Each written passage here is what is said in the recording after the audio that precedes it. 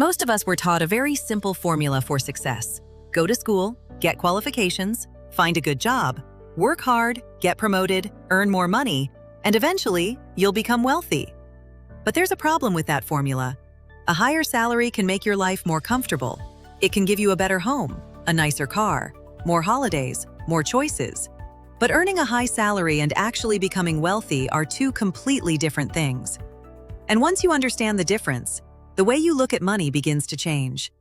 Welcome to Ava Laurent. Here we don't just talk about making money, we learn how money works, how wealth is built, and how to create a financial life that isn't completely dependent on your next paycheck. Let's begin with one important distinction, and how to create a financial life that isn't completely dependent on your next paycheck. Let's begin with one important distinction. She has an expensive apartment, a beautiful car, designer clothes, and an impressive lifestyle. But almost everything she earns leaves her account every month. Mortgage or rent, car payments, credit cards, travel, subscriptions, restaurants, lifestyle expenses. She looks wealthy, but if her salary disappeared tomorrow, her lifestyle would immediately be under pressure. Now imagine another woman earning $55,000. Her lifestyle looks much more ordinary, but every month she deliberately keeps part of what she earns. She has emergency savings. She invests consistently. She avoids unnecessary high-interest debt. She owns productive assets. And year after year, her net worth grows. Which woman is wealthier? The answer may not be the one social media would have you believe. Your salary measures how much money you earn. Your wealth measures what you actually own, minus what you owe. Those are very different measurements, and this is the first lesson. You can have an impressive income and still have very little wealth. There is nothing wrong with having a job. There is nothing wrong with wanting a high salary. A strong income can actually be one of the most useful tools for building wealth. The mistake is believing that the salary itself is the wealth. Because when your entire financial life depends on your ability to continue working, your income has a limitation. You have to keep showing up. You have to keep producing. You have to remain employable. Wealth begins to look different when some of your money starts working without requiring another hour of your time. That could mean owning investments, owning part of a business, building intellectual property, owning income-producing property, creating digital assets. The objective isn't necessarily to leave your job. The objective is to stop making your job the only pillar holding up your financial life. Why earning more doesn't automatically fix the problem. As income rises, spending quietly rises with it. This is lifestyle inflation. If every increase in income produces an equal increase in expenses, your lifestyle becomes richer, but you don't necessarily become wealthier. Many people receive money and ask, "What can I buy with this?" A wealth-building mindset asks, "What can I keep or own with this?" One of the most important numbers in personal finance isn't simply your salary. It's the gap between what comes in and what goes out. Instead of seeing your salary as spending money, imagine giving it 3 jobs. The first is to fund your present: housing, food, bills. The second is to protect you from financial shocks. And the third is to fund your future: investments, retirement, assets. Wealth is disproportionately connected with ownership. Labor can generate income. Ownership creates the possibility for your capital to grow. And this brings us to one of the most powerful ideas in finance: compounding. Wealth is created through hundreds of ordinary decisions repeated for years. One of the easiest ways to delay wealth is to spend the money that could have built it, trying to look like you've already achieved it. The deeper goal of wealth is choice, the ability to make decisions without every choice being dictated by your next paycheck. That's financial power.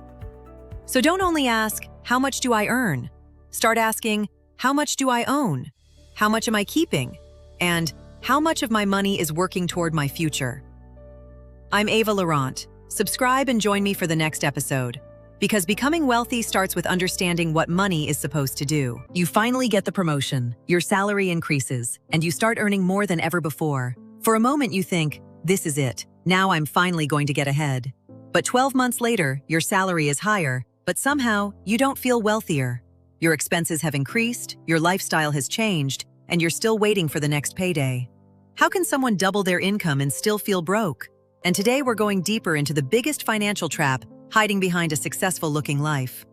Let's imagine Sarah. She earns £35,000 a year, drives an ordinary car, rents a modest apartment, and watches her spending. Then Sarah's career takes off. A few years later, she's earning £70,000, double her previous salary. Surely Sarah is building serious wealth. Not necessarily. Because something else doubled alongside her income, her expectations. The old apartment and car feel embarrassingly inadequate. Things that used to be luxuries suddenly feel like necessities. There's a name for this: lifestyle inflation. It happens when your spending rises at the same speed as your income. Upgrading your lifestyle isn't bad, but upgrading it at the same speed as your raises prevents wealth creation. If your income increases by £1,000 and you immediately finance a new car and move to a pricier flat, that increase disappears. Personal finance isn't about skipping £3 lattes. It's about managing massive structural expenses like housing, cars, and recurring debt.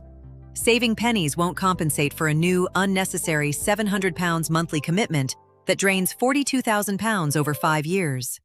We've become too comfortable asking, "Can I afford the monthly payment?" instead of, "What is this actually costing me?" Stack enough monthly payments together, and you've spent next month's salary before it even arrives. Your salary becomes a golden cage. If maintaining your lifestyle requires a £100,000 salary, you have zero flexibility. You can't leave a job you hate, take a career break, or start a business. Your lifestyle requires constant feeding. Real wealth is about margin, the breathing room between what you earn and what you spend. If you earn £5,000 and spend £4,900, you have no margin. If you structure your life around £3,500, you keep £1,500 of freedom. To build this margin, apply the 50% raise rule. When your income rises, save half of the increase and enjoy the rest. You still upgrade your life, but you also upgrade your future wealth-building capacity, present you and future you. We must also address identity. As people become successful, they feel pressure to look successful. Someone at my level should drive something better. This is where financial decisions become emotional rather than mathematical.